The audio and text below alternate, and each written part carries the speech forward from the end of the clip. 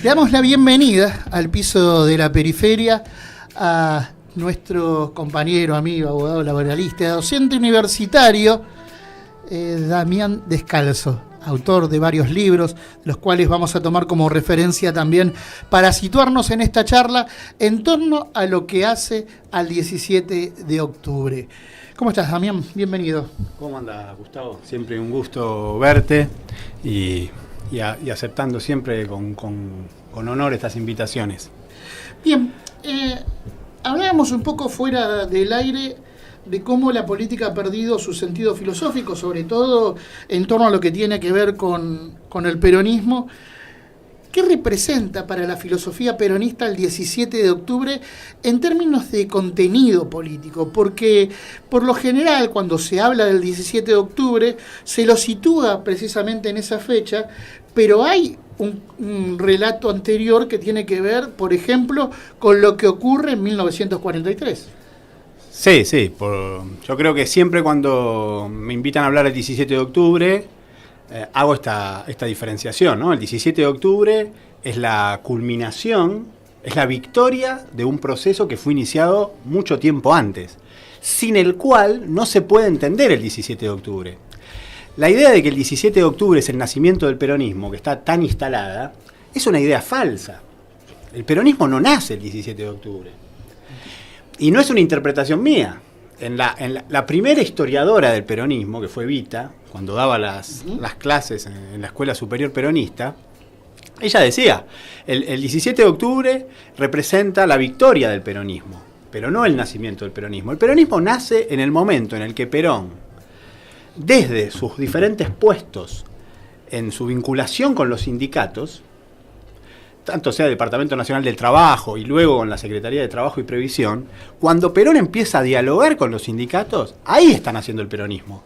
Porque el peronismo es la capacidad de dar respuestas a los problemas, y el peronismo había, hasta al 17 de octubre de 1945, Perón ya había resuelto un montón de problemas de los trabajadores, había un montón de conquistas de los trabajadores, y los trabajadores salieron no a defender a un líder carismático, como se lo quiere interpretar, no, salieron a defender un proyecto político de realizaciones concretas que le había dado, eso salieron a defender.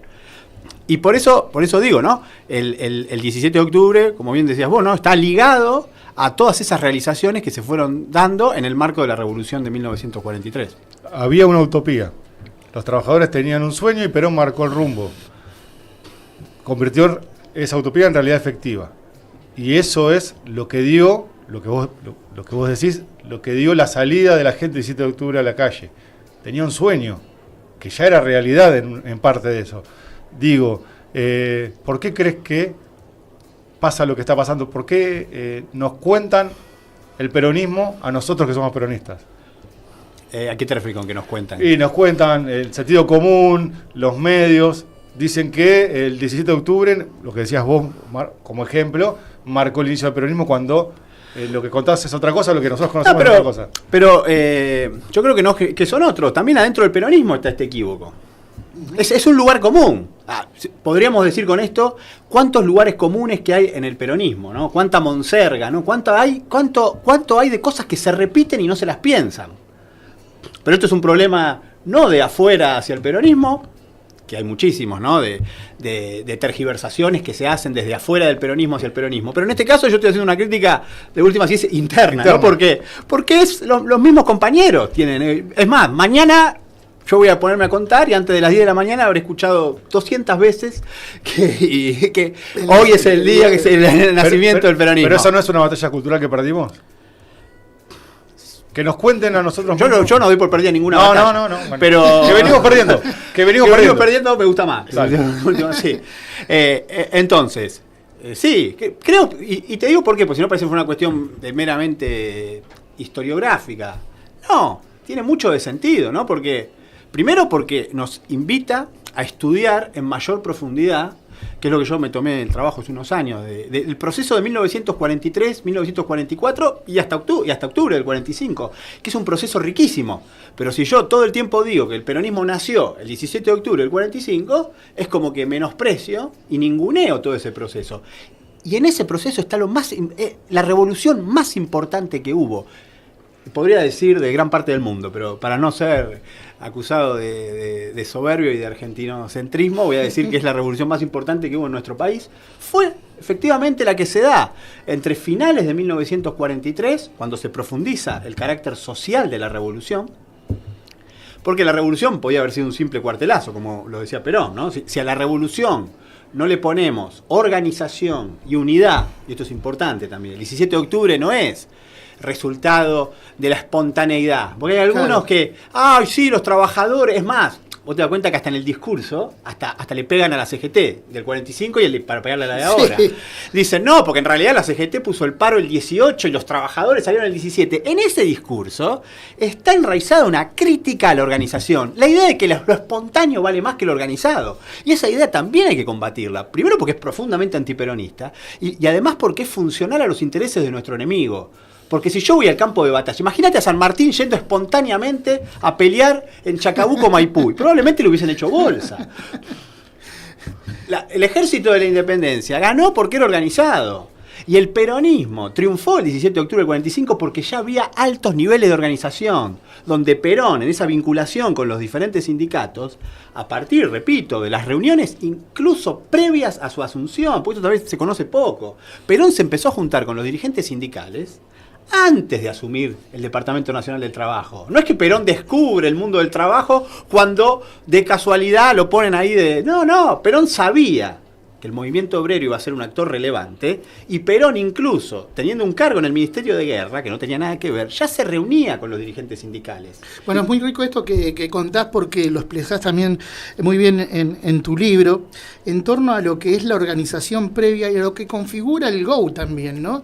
Da la sensación de que borrar esta parte de la historia del peronismo por los sectores progresistas y a veces consentida también por un sector de algunos compañeros que no terminan de definir esa época, tiene que ver también con el hecho de borrar la participación del ejército en la vida política argentina, porque se han apropiado de un concepto de negatividad en torno a las Fuerzas Armadas a partir de lo que implica el golpe de 1976. Pero esto no quiere decir que no haya que tener en cuenta que la facción del ejército nacionalista en la vida política argentina ha tenido que ver también con la formación de cuadros como Juan Domingo Perón, ¿no? Sí, y en términos generales sería un tema específico muy interesante de tratar, la cuestión de las Fuerzas Armadas. Pero digo, yendo todavía a algo más general, y retomando lo que decía, ¿no? Que vos mencionabas del GO, ahí también lo que vemos es organización. Perón tiene una frase que se le recuerda poco, ¿no? Se vence con inteligencia y organización. Y esto es fundamental. Está muy sobredimensionado el papel, decía, de lo espontáneo, pero también parece que lo espontáneo en términos de planificación, la inteligencia y la organización es lo que te lleva a tener bien claro los momentos. Esto Perón es que a veces son acusados, ¿no? Por ejemplo, yo el otro día lo digo, ¿no? Pues estas últimas semanas veo gente que dice que una chica, una cantante, hizo más que la CGT en contra del gobierno. Lali Espósito. Vos decís, primero, el grado de gorilismo de esa frase, encerrado todo en medio que es un chiste, todo. Pero ahí la idea es pensar que una chica con un tema, que lo escuche X cantidad de gente, que eso tenga una importancia política, más que el movimiento obrero, lo que habla es del desprecio al movimiento obrero, que es marcado en muchos sectores. Hay la desconfianza que hay a las organizaciones obreras. Y eso es funcional a los intereses de los enemigos. El enemigo quiere que su adversario sea las canciones de una chica cantando pop. Porque hace menos daño, claro. No hace ningún daño. La realidad es que no hace ningún daño. A algunos les molestará porque pensarán que tiene un potencial revolucionario. No hace ningún daño eso. Claro, bueno. Le temen a la CGT. Mucho más porque le temen a la organización. Bueno, ahí la CGT, disculpa, sí. La CGT es potente porque está organizada. Después podemos discutir si podrá ir más lejos, más cerca, porque obviamente la CGT no es Dios, no es perfecta. Uh-huh. Pero su organicidad es la que le da poder. Y el 17 de octubre del 45, lo hacen una movilización de gremios enrolados en la CGT, independientemente de que la dirigencia había dicho que el paro iba a ser el 18. Esos son temas de anécdota. Nosotros lo comentamos todo el tiempo, lo intentamos contar, obviamente, no tan bien como lo haces vos. De hecho, yo tengo como libro de cabecera Haciendo Justicia Juntos. La verdad que me encantó ese libro. Ese libro se ha tornado cabecera para nosotros. Claro. De hecho, el libro que escribimos surge desde ese. O sea, te robamos. O sea, para que sea claro, algunas cosas te robamos. Digo, nosotros lo explicamos todo el tiempo. Acá no lo decíamos recién. La CGT no está en la facultad. Perdóname, hay gremios en las universidades, gremios docentes, gremios no docentes que están confederados en la CTA, en la CGT, que participan del movimiento obrero. Digo, ¿cómo vas a decir que no está? Porque un dirigente de alto rango se fue porque tenía que hacer un viaje a ver al Papa o a la ITF o lo que sea. El movimiento sigue andando. O sea, hay una idealización de lo que es la CGT sí. Como... Pero ahí está el hecho también de esto de lo espontáneo que decías vos, ¿no? Porque, por ejemplo, es común escuchar, tenemos que ir al paro general, cuando en realidad eso hay que construirlo con organización, ver qué es lo que está pasando propiamente en las bases, quién te va a acompañar y quién no.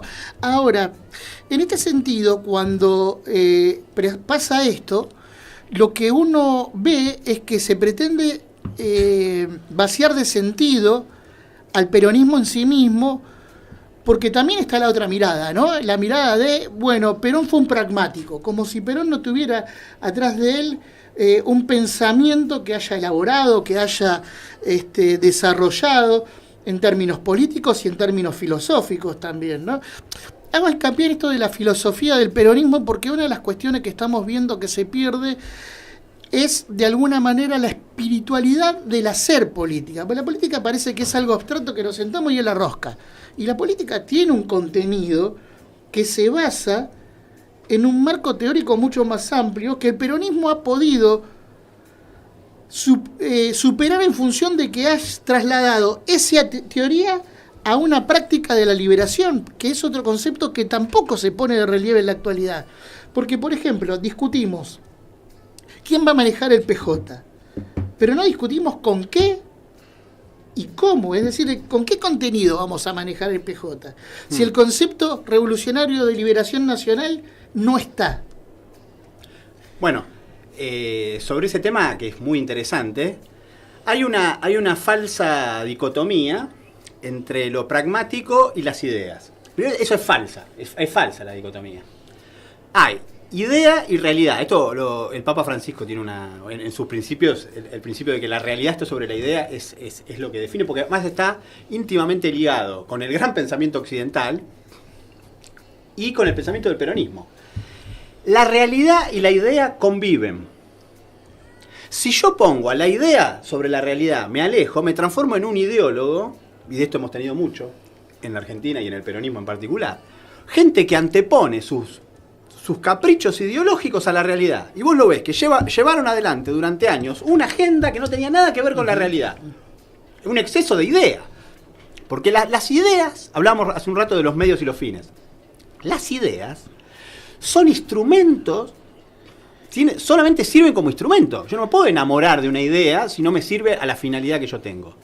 Entonces, la realidad tiene que estar sobre la idea, lo cual el pragmatismo de Perón no niega las ideas, pero sí tiene la capacidad de poner a la idea al instrumento de esa realidad, al instrumento de los objetivos y los fines que yo tengo. Cuando Perón dice, mejor que decir es hacer, mejor que prometer es realizar, es eso, es que lo que se hace vale más que lo que se dice, porque tiene más valor lo que se hace que lo que se dice, lo cual no implica que no hay que decir. No es que hago y soy mudo. No, hago y digo, pero tengo claro que lo que hago, el hacer, vale más que el decir.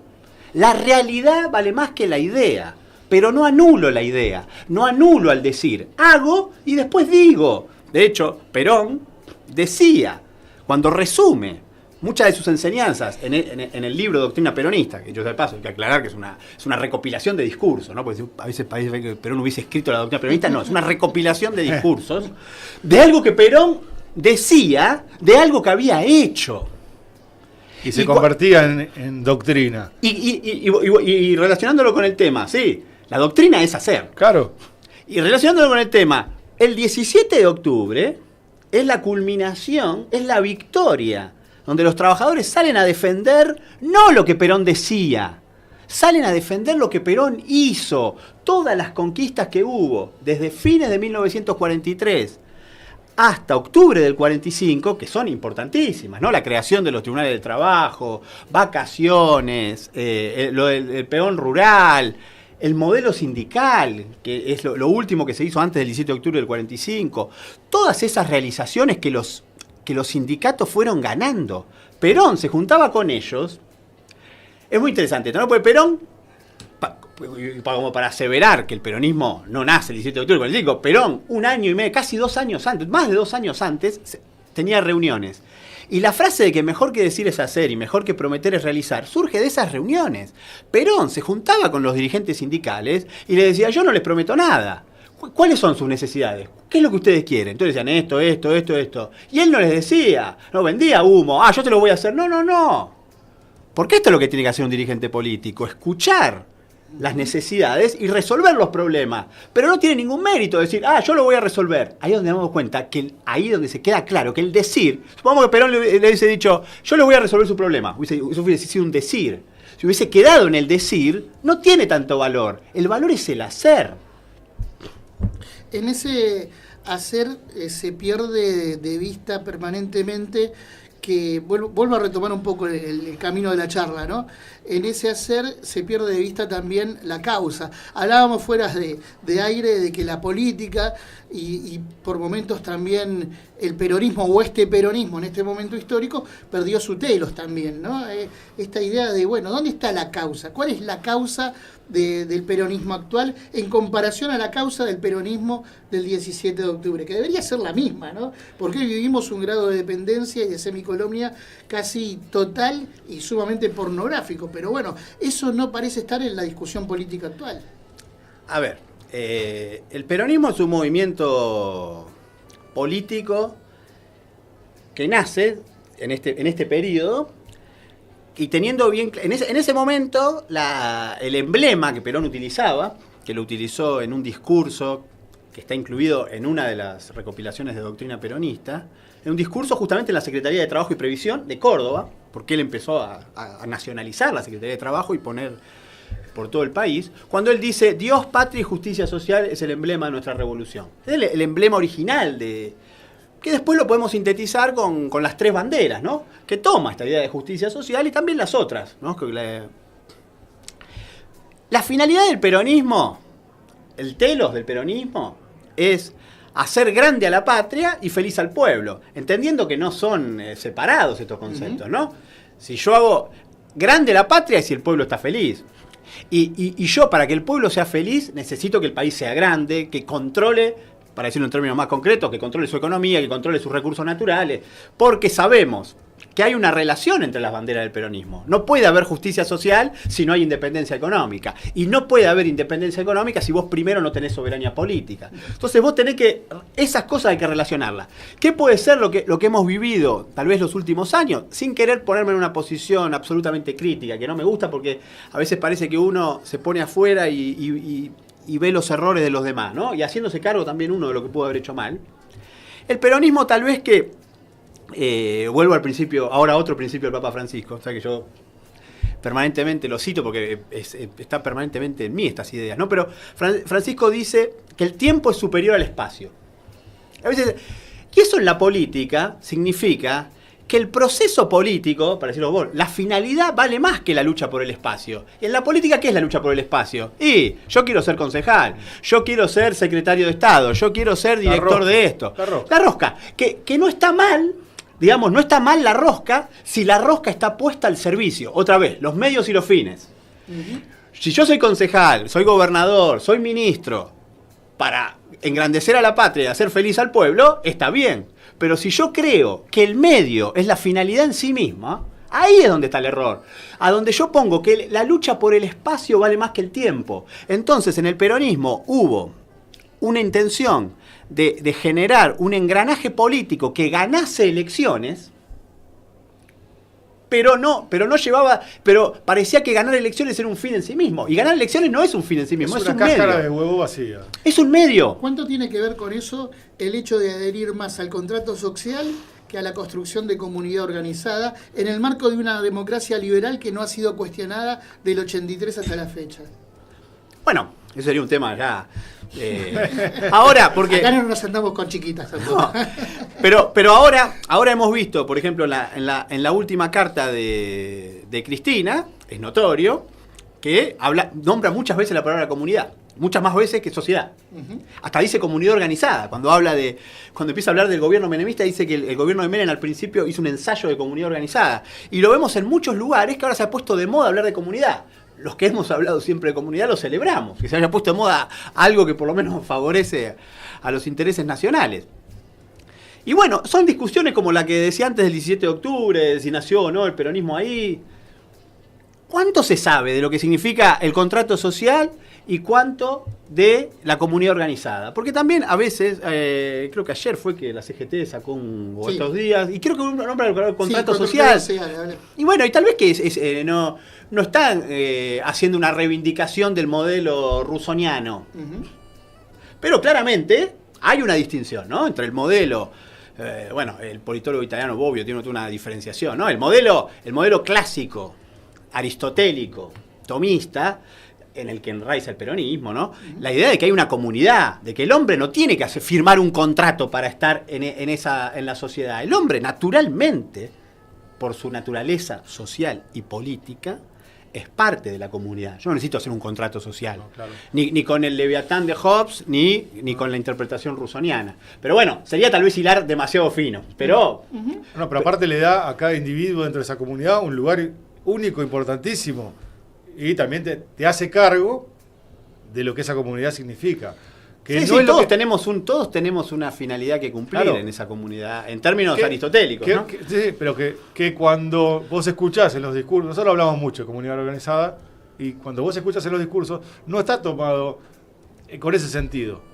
Claro, sí comparto la idea de Martín, porque es una comunidad donde nos amuchamos. Porque sí, porque tenemos que estar juntos. Porque tenemos que estar juntos y lo único que se establece es un lazo no organizativo, sino meramente moral, y desde ahí se aborda lo moral y solidario. Una diferencia importante es que mientras que el concepto de comunidad organizada parte de la base de la idea de que el hombre es parte de esa comunidad y que siempre se va integrando a grupos cada vez más grandes, pero nunca se integra salvo cuando integra una familia. Yo nazco en una familia, esa familia va formando clanes y después se integra en un estadio superior. En cambio, la idea del contrato social nace de la idea de la subjetividad. Es una concepción individualista. ¿Qué es lo que tenemos que confrontar?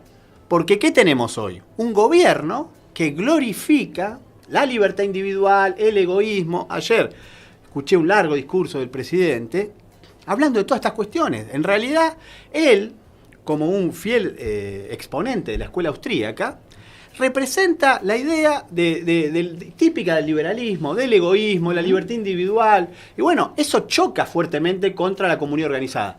Y el peronismo no es hijo del liberalismo individualista decimonónico. El peronismo es hijo de concepciones clásicas, podríamos llamar aristotélicas. Y de ahí surge. Y sí, ahí hemos tenido en los últimos años mucha influencia de, por ejemplo, el progresismo, que el progresismo es, en términos filosófico-políticos, un hijo del liberalismo también. Claro. Parten de una misma concepción, son hijos de una concepción modernista, que en el fondo es liberal, individualista.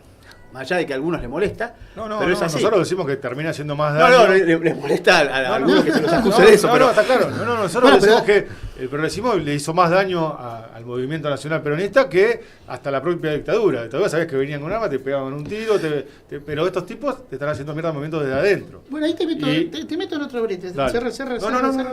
Porque acá hay una definición clara que lo estaba marcando él también, ¿no? Y que tiene que ver con el hecho de, bueno, cómo cambiamos la conceptualización de movimiento a campo. ¿No? Que para algunos puede llegar a ser menor, pero vuelvo otra vez a retomar esta idea de lo filosófico en términos de filosofía política. El campo me da como una llanura vasta que es infinita y que no podemos aprender, agarrar así todo el tiempo, y termina representando la utopía. Y la utopía es irrealizable, por eso es utopía. En cambio, en el peronismo, lo irrealizable no es posible porque tiende a la realización permanente. Por eso la idea de movimiento, porque es más abierto y está permanentemente en dinámica, es mucho más dinámico cuando el campo es estático en función de esa representación utópica. ¿Qué pensás al respecto de esto? Sí, sobre la idea de movimiento, claro, es dinámico y esto sirve también mucho porque ya que pegamos palos al sector progresista, también creo que hay que ubicar algunos sectores que se van del otro mambo y hacen un doctrinarismo rígido. Y es importante lo que decís vos, ¿no? La realidad cambia. Entonces, tenemos que siempre evitar los extremos. Evitar el extremo de los que creen que porque cambia hay que estar todo el día cambiando sin respetar nada. Cristina en la carta dice, sabemos que tenemos que discutir todo de nuevo. No, todo no. Hay nuevas realidades, estamos de acuerdo. Bueno, Axel dice que hay que tocar nuevas canciones y no estamos tampoco tan de acuerdo con eso, por lo menos nosotros. Digo, bueno, hay una actualización doctrinaria que tenemos que dar el debate, está claro, porque aparte lo dijo Perón, no es que lo digo, pero no sé si tocar nuevas canciones, si tocamos mal las de antes. O sea, bueno, si no conocemos las no, pero antes. A ver, sobre eso la otra vez me preguntaron. Y parezco camporista, pero no tiene nada que ver. No. Digo, la otra vez me preguntaron en un programa de radio, me pusieron en esa dicotomía. Me dijeron, ¿y qué hacemos entonces? ¿Volvemos a la doctrina o tocamos nuevas canciones? Y la respuesta mía fue, eso es una falsa dicotomía. Porque la doctrina implica ayornarla, lo dice actualización Perón. Permanente. Actualización permanente. Claro. Pero no dice que todo el tiempo. Esto sería en términos filosóficos, no es ni Heráclito ni Parménides. No, Heráclito era el que decía que todo estaba en movimiento, por eso nada se podía conocer, y Parménides decía todo está fijo. Bueno, son falsas las dos. Aristóteles, primero Platón y después Aristóteles, superó esa falsa dicotomía. No es todo movimiento y no es todo rigidez. Pero hay movimiento y hay principios eternos. Encontrar un equilibrio. ¿Qué sería esto entre doctrina y nuevas canciones? Y hay nuevas realidades. Claro. La doctrina peronista de Perón no puede respondernos, estos que piensan que todo lo que dijo Perón nos va a responder. No, nos puede inspirar, pero no. Pero hay nuevas realidades. Nosotros tendríamos que sentarnos a discutir qué estaría mirando Perón ahora. Puede ser contrafáctico, pero ¿qué estaría mirando? Sobre todo en un contexto internacional mucho más complejo, ¿no? Donde cambió la industria, donde cambió el comercio, donde cambió, se cayó la Guerra Fría, donde claro, pero lo que en el medio. A ver, Perón decía, ¿no? Una de las funciones de la Escuela Superior Peronista era mantener la doctrina al día. Es decir, hay nuevos problemas, la vida, es esto el movimiento, por eso volví al tema del movimiento. La vida me va presentando nuevos problemas y nuevas dificultades. Entonces tengo que saber responder a esas nuevas situaciones. Pero sin olvidar los grandes principios. Por eso no es, me olvido de todo. Porque sirvió para antes, ahora no sirvió nada. No es. No es ni que hay que repetir todo lo del pasado, tampoco que hay que olvidar todo lo del pasado. Es decir, hay que evitar siempre las posturas polarizadas y extremas. Entonces, hay que tocar, se puede decir, nuevas canciones. Y sí, hay que tocar nuevas canciones con los nuevos problemas. Pero no como dice Cristina en el momento que dice, todo hay que discutir todo. No, que las grandes banderas del peronismo no se discuten. Claro. Eso no se discute. Por eso nosotros modificamos eso, en vez de tocar nuevas canciones, toquemos bien las que sabemos tocar y si no, cambiemos el ritmo. Toquémosla en otras versiones, pero... Sí, pero al final podemos estar diciendo lo mismo. Pero, y siempre hay que evitar una... No, pero te digo, porque si no, para mí es fracturar. Tampoco estoy del otro lado del que vos decís, de que es la doctrina pura, porque ya termina siendo dogmatismo. O sea, tenemos que ir hacia un cambio, pero si no hay una mesa grande, donde todos nos podamos sentar, liberarnos de los egos, y discutir qué se hizo mal, qué se hizo bien, y debatir hacia adelante cuál es un programa de gobierno... Estamos perdidos. ¿Se lo comprende a Perón? ¿Se lo comprende a Perón? Yo creo que... yo tengo la idea de que a Perón se lo lee poco. Se lo lee poco. Y a veces se cae también, o a veces es como... se cae en el extremo contrario, que es idealizarlo sin conocerlo. Es decir, porque Perón dijo esto, Perón dijo lo otro. Y es una cosa frívola, que no tiene nada que ver. Perón, lo que uno tiene que... Perón lo puede inspirar, y es esto de que Perón decía que hay que ser una creación permanente.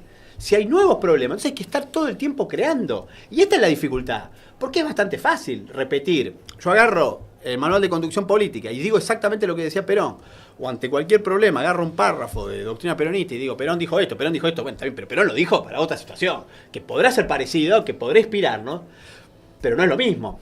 Perón mismo decía, yo, y ya lo decía cuando daba clases en la Escuela Superior de Guerra, él dice, nosotros como militares tenemos que aprender todas las tácticas de guerra. Las peleas de Alejandro contra los persas. Todas las ideas. Pero sabiendo que la batalla en la que nos toca actuar a nosotros, ninguna va a ser igual a la que leímos. Esto significaba que no había que estudiar como no iba a ser igual, no había que estudiar a los otros. No, sí. Hay que estudiar las batallas, pero tener claro que hay que crear. Y esto es una metáfora de lo que tiene que hacer el peronismo, porque después lo pone para el peronismo también. Es esto. Yo tengo que conocer bien todo lo que se hizo. Que me sirva de inspiración. Pero tengo que tener claro que el peronismo del 2024 tiene que inspirarse en Perón, no tiene que olvidar a Perón, pero no tiene que repetir a Perón. Va a tener que crear cosas nuevas. Y si no las crea, el peronismo puede desaparecer, porque el peronismo no es eterno. Como también hay una cosa frívola de decir, no, el peronismo va a estar dentro de 100 años. No sé si va a estar dentro de 100 años. Eso es una pavada. Es una pavada que le puede servir a alguno para ganar plata haciendo chistes de ese tipo. Pero el peronismo no es eterno. El peronismo va a seguir existiendo en la medida que sepa responder a las necesidades del pueblo.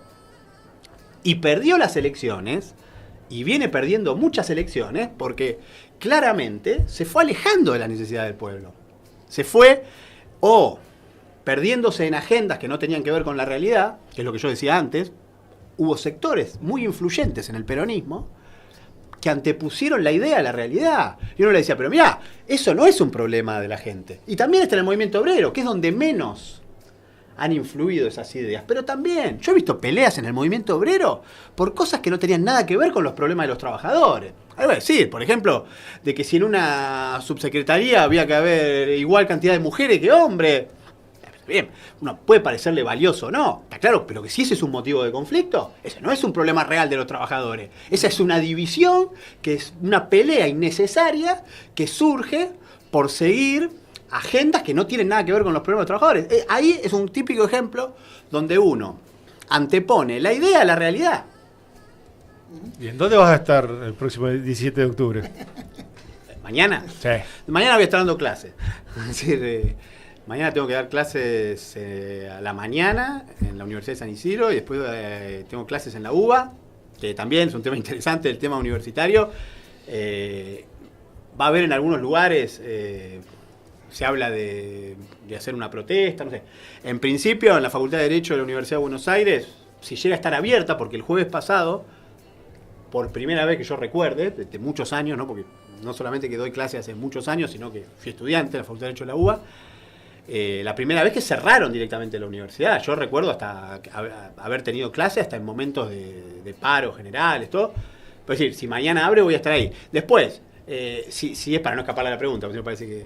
No. Yo creo que el peronismo está en un momento de discusión porque no hay un liderazgo claro.